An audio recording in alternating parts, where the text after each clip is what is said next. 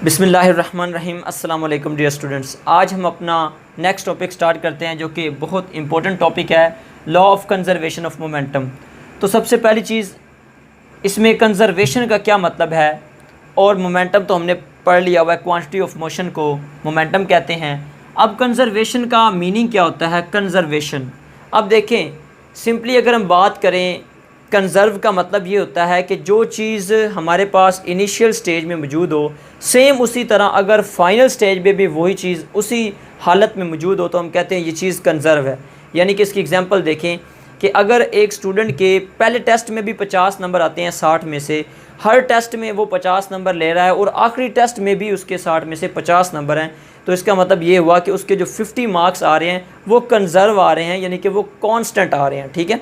इसी तरह आपके पास कोई खाने की चीज़ मौजूद है, फ़र्ज़ करें ब्रेड मौजूद है, अगर आप देखें आपने उसको किसी चीज़ में क्लोज़ करके रख दिया है तो आप देखते हैं कि 10 दिन बाद भी वो वैसे का वैसा पड़ा है, तो फिर वो जो आपके पास ब्रेड है वो क्या है? कंज़र्व है।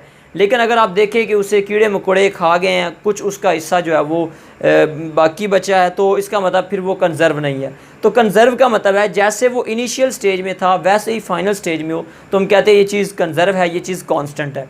तो इसमें law of conservation of momentum का मतलब ये है कि इस लॉ के मुताबिक मोमेंटम हमारा जो कंज़र्व रहेगा, यानी जो इनिशियल मोमेंटम होगा वही फाइनल मोमेंटम होगा।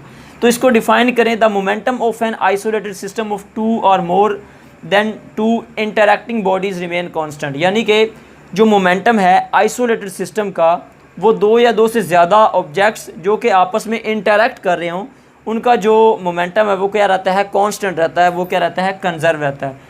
अब इसमें एक चीज़ नई आई है, आइसोलेटेड सिस्टम। आइसोलेटेड सिस्टम एक ऐसा सिस्टम होता है जिस पे कोई बैरूनी फोर्स एक्ट नहीं करती, यानी कि जिसमें कोई बाहर से फोर्स एक्ट नहीं करती। यानी कि जैसे इसकी एग्जांपल देख लें, एक कंटेनर में फ़र्ज़ करें एक कोई कंटेनर है, उसमें हमारे पास गैस के मॉलिक्यूल्स मौजूद हैं। ठीक है, ये कोई एक कंटेनर है, इसमें गैस के मॉलिक्यूल्स मौजूद हैं।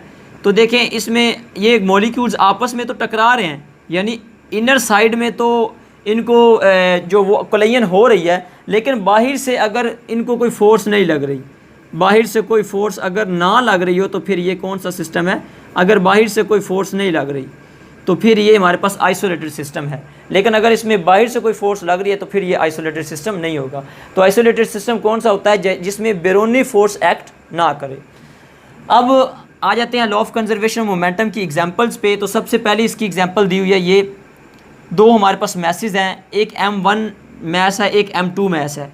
ये u1 वेलोसिटी से मूव कर रहा है और ये u2 वेलोसिटी से मूव कर रहा है। वैसे तो हम वेलोसिटी को v से रिप्रेजेंट करते हैं, लेकिन चूंकि हम यहाँ पे दो तरह की वेलोसिटीज़ को कंसीडर करेंगे, before collision and after collision, तो उनको डिफरेंशिएट करने के लिए हमने एक दफ़ा u लिख दिया है, एक दफ़ा v से रिप्रेजेंट कर दिया। ये भी स्पीड है, ये भी हमारे पास क्या स्पीड है। तो ये u1 स्पीड के साथ मैस 1 मूव कर रहा है, जबकि जो m2 है वो u2 के साथ कर रहा है। तो m1 का जो इनिशियल मोमेंटम है बिफोर कोलिजन, अभी ये टकराए नहीं है, तो इनिशियल मोमेंटम क्या होगा? Initial momentum of m1, mess 1 का इनिशियल मोमेंटम क्या होगा? m1 u1। ठीक है। इसी तरह इनिशियल मोमेंटम इसका क्या होगा? m2 का इनिशियल मोमेंटम ऑफ m2, तो m2 का इनिशियल मोमेंटम क्या होगा? m2 u2। ठीक है। यानी कि अब इन दोनों का टोटल इनिशियल मोमेंटम देखें तो टोटल इनिशियल मोमेंटम क्या होगा? टोटल इनिशियल मोमेंटम दोनों का टोटल क्या होगा? तो इन दोनों को टोटल करेंगे तो दोनों को ऐड कर लें, m1 u1 plus m2 u2। इसको मैं नाम देता हूँ इक्वेशन नंबर 1 का। तो ये आ गया टोटल इनका इनिशियल मोमेंटम दोनों का मिला के। अब ये दोनों बॉल आपस में कोलाइड करते हैं, यहाँ पे ये कोलाइड कर रहे हैं, और यहाँ पे कोलाइड करने के बाद m1 किसी और वेलोसिटी v1 से मूव करना शुरू कर देता है और m2 किसी और वेलोसिटी v2 से मूव करना शुरू कर देता है। तो इसकी देखें फाइनल मोमेंटम लिखें, फाइनल मोमेंटम ऑफ m1। तो अब इसका फाइनल मोमेंटम क्या आ रहा है? m1 v1। इसी तरह m2 का फाइनल मोमेंटम क्या आ रहा है?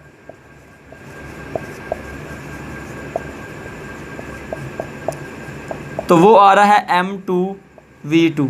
इसको इक्वेशन नंबर नहीं, अभी इसको दोनों को ऐड कर लें, फिर इसको इक्वेशन नंबर 2 का नाम दे देंगे। अब टोटल जो फाइनल मोमेंटम है, जैसे हमने टोटल इनिशियल मोमेंटम निकाला, तो टोटल फाइनल मोमेंटम देखें, टोटल फाइनल मोमेंटम क्या आ जाएगा, दोनों को ऐड कर दें, m1 v1 plus m2 v2, इसको इक्वेशन नंबर 2 का नाम दे दें। अब देखें according to law of conservation of momentum के, जितना मोमेंटम इनिशियल होगा उतना ही मोमेंटम फाइनल होगा। तो इसका मतलब है अकॉर्डिंग टू दिस लॉ, आप लिख सकते हैं यहाँ पे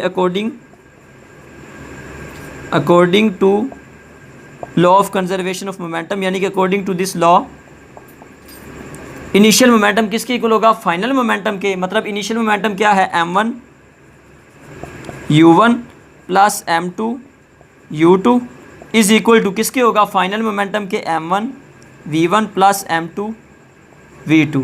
तो ये हमारे पास क्या आ गया है, ये फाइनल रिलेशन आ गया है, यानी कि अब इनिशियल मोमेंटम इक्वल आ गया फाइनल मोमेंटम के। तो इसका मतलब है हमारा मोमेंटम क्या है, कंजर्व है, यानी कि इनिशियल मोमेंटम बराबर है फाइनल मोमेंटम के। ठीक है, ये इसकी पहली एग्जांपल है। इसके बाद हम इसकी दूसरी एग्जांपल को देखते हैं।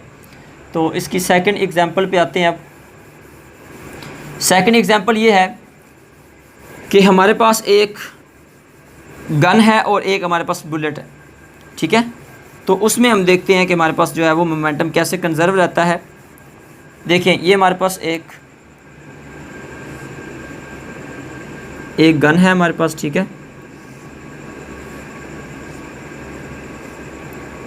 अब होगा क्या कि पहले तो गन ये रेस्ट में है। ठीक है, जब ये रेस्ट में है तो इसका मतलब है इनिशियल मोमेंटम इसका क्या है, 0 है। इनिशियल मोमेंटम क्या है, ये हमारे पास क्या है, 0 है। जब ये हमारे पास गन जो है ये रेस्ट में है, जब हमने इसमें से फायर किया तो इसमें से ये जो बुलेट है वो हमारे पास क्या होती है, बुलेट फायर होती है जब, तो इसमें क्या है कि जो ये गन है इसका अपना मैस, इसको मैं कैपिटल M से रिप्रेजेंट कर देता हूँ, और ये जो बुलेट है इसको मैस को मैं स्मॉल m से रिप्रेजेंट कर देता हूँ। ये इसकी जो गन की वेलोसिटी है इसको मैं कैपिटल V से रिप्रेजेंट कर देता हूँ, और ये जो बुलेट है इसकी वेलोसिटी को मैं स्मॉल v से। अब इसमें होता क्या है कि जब गन को फायर किया जाता है तो हम देखते हैं कि जो बुलेट है वो इस तरफ मूव कर रही होती है। ठीक है, तो इसके रिएक्शन में हम देखते हैं कि ये जो गन होती है ये पीछे की तरफ एक झटका खाती है। ठीक है, जर्क लगता है इसको, यानी कि जो इसको जर्क लगता है वो इसके ऑपोजिट डायरेक्शन में होता है। ये इसका एक्शन है, ये इसका क्या है, रिएक्शन है। एक्शन का क्या हुआ है, रिएक्शन हुआ है, equal in magnitude but opposite in direction हुआ है। तो इसका मतलब है जो मोमेंटम में चेंज आया है वो कंजर्व भी हो गया है। उसको कंजर्व करने के लिए उस मोमेंटम को जो गन है उसने रिकॉयल किया, यानी कि पीछे की तरफ झटका खाया। तो इसका मतलब ये हुआ कि जितना मोमेंटम आगे की तरफ चेंज हुआ है उसे रिकॉयल करके उस मोमेंटम को कंजर्व किया गया। तो अब जो हमारा टोटल मोमेंटम आया है फाइनल मोमेंटम, अब इन दोनों का सम होगा, यानी कि बुलेट का मोमेंटम और गन का मोमेंटम दोनों का सम होगा। तो फाइनल मोमेंटम लिखें, फाइनल मोमेंटम ये किसके इक्वल होगा, mv plus mv, mv plus mv। ठीक है, अब देखिए according to law of conservation of momentum के इनिशियल मोमेंटम फाइनल मोमेंटम के क्या होना चाहिए, इनिशियल मोमेंटम इक्वल होना चाहिए किसके, फाइनल मोमेंटम के। इनिशियल मोमेंटम कितना है, 0। फाइनल मोमेंटम अभी हमने निकाला mv प्लस mv। अगर हम यहाँ से इसको सेपरेट आउट करना चाहें, ये प्लस हो रहा है, ये इधर आके माइनस हो जाएगा, तो mv इक्वल आ जाएगा, ये इधर आके माइनस हो जाएगा mv। और यहाँ से अगर v की वैल्यू निकालना चाहें, ये v कौन सी है, वेलोसिटी v कौन सी स्पीड है जो इस गन ने रिकॉयल की है वो वाली स्पीड, तो ये आ जाएगा माइनस mv। तो m मल्टीप्लाई हो रहा है, नीचे आके ये डिवाइड हो जाएगा। तो ये हमारे पास क्या आ गया है, इसकी गन की जो स्पीड है उसका फॉर्मूला आ गया, इस तरह हम निकाल सकते हैं। ठीक है, तो इसमें भी क्या हुआ है कि जितना मोमेंटम आगे की तरफ बुलेट ने जब मूव किया, चेंज आया, उसको कंजर्व करने के लिए गन ने पीछे की तरफ रिकॉयल किया। तो इस तरह हमारा मोमेंटम इसमें भी क्या रहा, कंजर्व रहा। ठीक है, इसी तरह इसकी एक और एग्जांपल है, एयरफील्ड बैलून को देखें। एयरफील्ड बैलून को अगर आप देखें तो ये भी हमारे पास क्या सेम प्रिंसिपल के तहत होता है कि जैसे यहाँ से एयर एक्सपेल होती है, एयर एक्सपेल होती है डाउनवर्ड की तरफ।